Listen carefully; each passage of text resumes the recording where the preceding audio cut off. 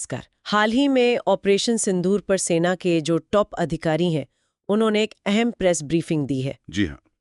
इसमें air marshal A K. Bharti, lieutenant general Rajiv Ghai और vice admiral AN. Pramod मतलब तीनों सेनाओं के ऑपरेशंस हेड्स शामिल थे। और उन्होंने बताया कि कैसे पीओजे और पाकिस्तान में आतंकी ठिकानों पर कार्रवाई हुई। ये भी साफ कहा कि लड़ाई सीधे पाकिस्तान की फौज से नहीं थी। हाँ, लड़ाई थी आतंकवादियों और उनके जो मददगार हैं उनसे। लेकिन एक पेच ये था कि ब्रीफिंग में कहा गया कि पाकिस्तानी सेना ने आतंकियों का साथ दिया। अच्छा। जी, और इसीलिए भारतीय सेना को फिर जवाब देना पड़ा और उसमें अगर कोई नुकसान हुआ है तो उसकी जिम्मेदारी पाकिस्तानी सेना की है, ऐसा कहा गया।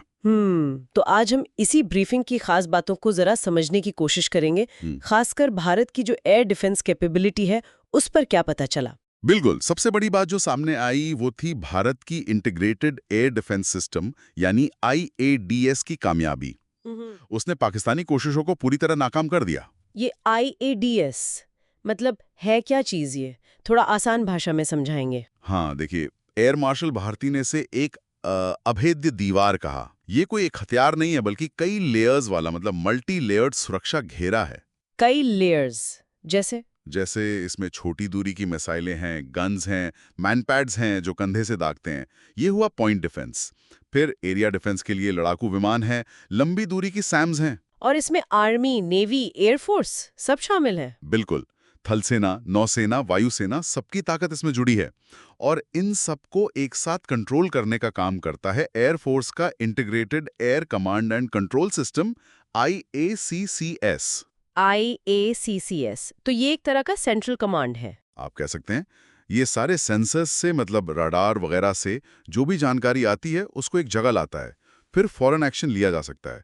ये एक नेट सेंट्रिक सिस्टम है, आज के जमाने के लिए बहुत जरूरी।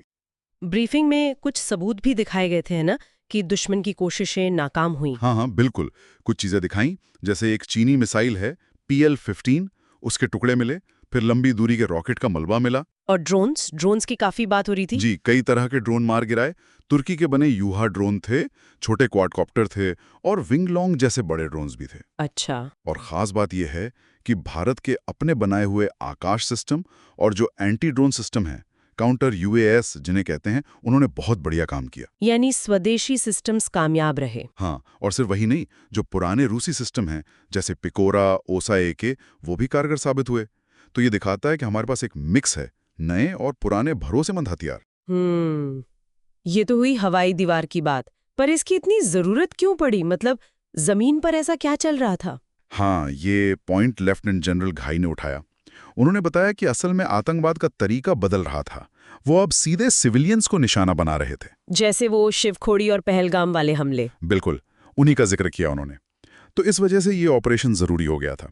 और क्योंकि ये अंदेशा था कि पाकिस्तान जवाबी कार्रवाई कर सकता है, तो एयर डिफेंस की पूरी तैयारी पहले से ही कर ली गई थी। उन्होंने कोई क्रिकेट का उदाहरण भी दिया था, शायद कुछ एशियस सीरीज जैसा। हाँ हाँ, वो बड़ा दिलचस्प था। उन्होंने डेनिस लिली और जेफ थॉम्सन का जिक्र किया, जो ऑस्ट्रेलिया के तेज गेंदबाज थे। अच्छा, क्यों?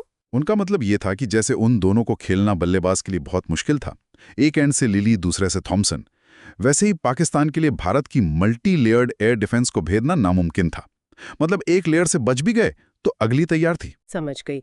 तो इसी वजह से पाकिस्तानी एयरफोर्स हमारे एयरफील्ड्स पर हमला नहीं कर पाई। जी बिल्कुल। और नौसेना, समंदर में क्या रोल था नेवी का? वाइस एडमिरल प्रमोद ने उस पर रोशनी डाली।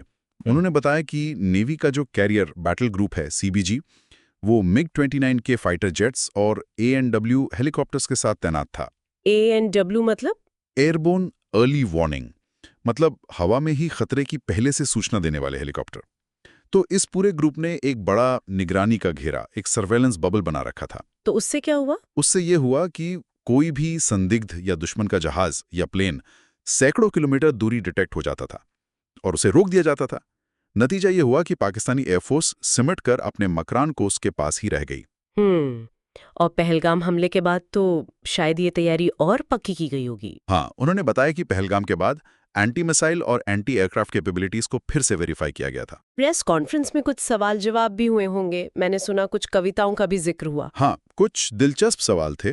एक तो राष्ट्रकवि दिनकर की कविता है कृष्ण की चेतावनी, याचना नहीं अब रण होगा, और रामचरितमानस की चौपाई भय बिन होई न प्रीत, इनका जिक्र हुआ। तो अधिकारियों ने क्या कहा इस पर? उन्होंने कहा कि यह दुश्मन को एक साफ संदेश देने के लिए था और डिटरेंस कायम करने के लिए, मतलब हमारी ताकत का अंदाजा रहे उन्हें।